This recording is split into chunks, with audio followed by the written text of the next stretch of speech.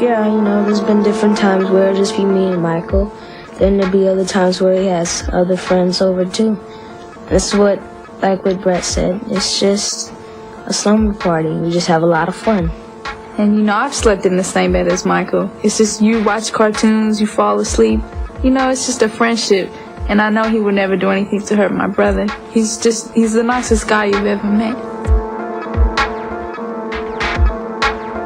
Alright, so at 9 years old, things are starting to happen for you? Yeah, we moved to America, and Michael helped me out in the beginning, put me in a couple of his videos, and that helped me get like a dance agent and that sort of thing. And so I started dancing in other people's videos, and then got a theatrical agent, started doing commercials and did like guest episodes in Full House and shows like that.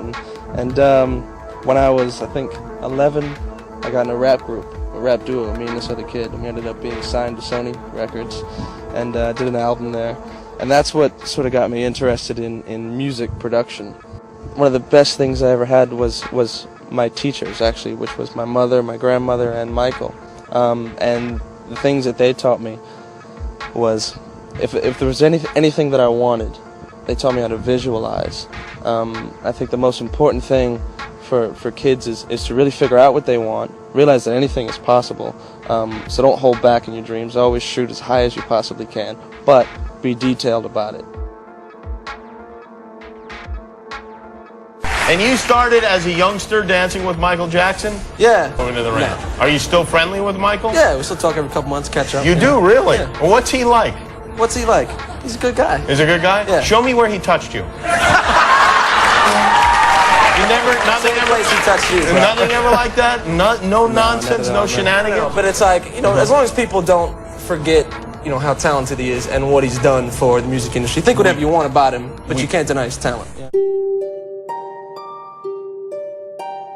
What's the most misunderstood thing about Michael Jackson, do you think, that you know him? Probably a number of things. That I don't know, that anybody that lives that life is not going to be your average dude.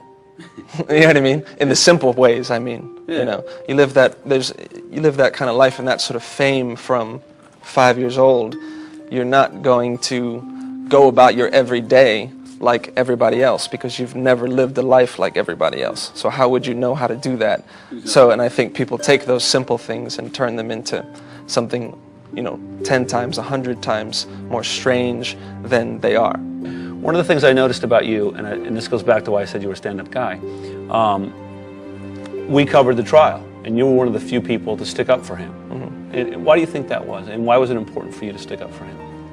Because he's always been a friend to me. That's what you do for friends, you tell the truth, I can't speak for him, but it would be an absolutely painful thing for anybody to go through. And then there's obviously such a huge connection between Michael Jackson and MTV and really starting this real music video generation on MTV. I mean, Michael was really the king of that. So I like all of those connections, and obviously my connection with Michael and all of that coming together is kind of just one of those serendipitous things where all the elements have come together. So I'm excited for a lot of reasons to be a part of this. In general, with Michael, just had a wonderful relationship. I learned so much from him as an artist and as a kind human being. And it's my goal to try and just continue as much as I can in my own little world. We talk so much about him as the pop legend, which is important, but it's nice to really remember that he was a man, that he was a father, and that's what it's really about, is a father and his children. And he was a wonderful dad, and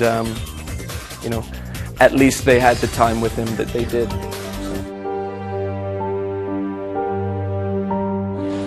But I'm starting on Cirque du Soleil Michael Jackson show. So it's the equivalent of the Beatles' Love show that they have, or the Elvis show, but for Michael, which is exciting and terrifying all at the same time, because it's such a huge responsibility. But that was why I took it on. Michael was such a huge part of my career and life. We were friends for 20 years before he passed, since I was 7. So it's an opportunity for me to give back a little bit to his legacy. It's such a big part of his legacy, and to make sure as much as I can that it's done right and that it really represents his essence. I never forgot one moment of what Michael did to me, but I was psychologically and emotionally completely unable and unwilling to understand that it was sexual abuse. So what are you alleging that he actually did? He sexually abused me from 7 years old until 14. I know it's a difficult and personal question, but can you be more specific? Because you're accusing someone who is deceased of criminal activity. Yeah. So I need you to be a little more specific. Did he perform sexual acts on you? Did he force you to perform sexual acts on him? What was the nature of the abuse? Yes, exactly what you said. He performed sexual acts on me and forced me to perform sexual acts on him. When you testified in 2005, and you took the stand and you raised your right hand and you swore under oath that nothing sexual ever happened between you and Michael Jackson, why did you lie? You know, I said what I understood, and I said what I was able to say. From 7 years old, from day one of the abuse, Michael told me that we loved each other and that this was love, that this was an expression of our love. And then you'd follow that up with, you know, but if you ever tell anyone what we're doing, both of our lives and our careers will be over. When I was 11, when the first trial was going on, the criminal investigation in '93, he would call me every day and role play and tell me the same sort of things, and also tell me then that if anyone ever thought that we did these things, any of these sexual things, that both of us would go to jail. There was no money, there was no you must lie. Michael, when he would talk to me before these things were going on, and he would call me every day as these things were happening, it was complete manipulation and brainwashing. It wasn't any sense of the truth on the phone. He would role play with me and train me for these scenarios. And when I say his name to you this morning, what do you think of? Heartbreak, pain, anger, and compassion. There's there's no excuse for what he did to me, and I believe many others, but he was a troubled man, and every effect has its cause. You know, the image that one presents to the world is not the whole explanation of who someone is. You know, Michael Jackson was, yes, an incredibly talented artist, and with an incredible gift. He was many things, and he was also a pedophile and a child sexual abuser.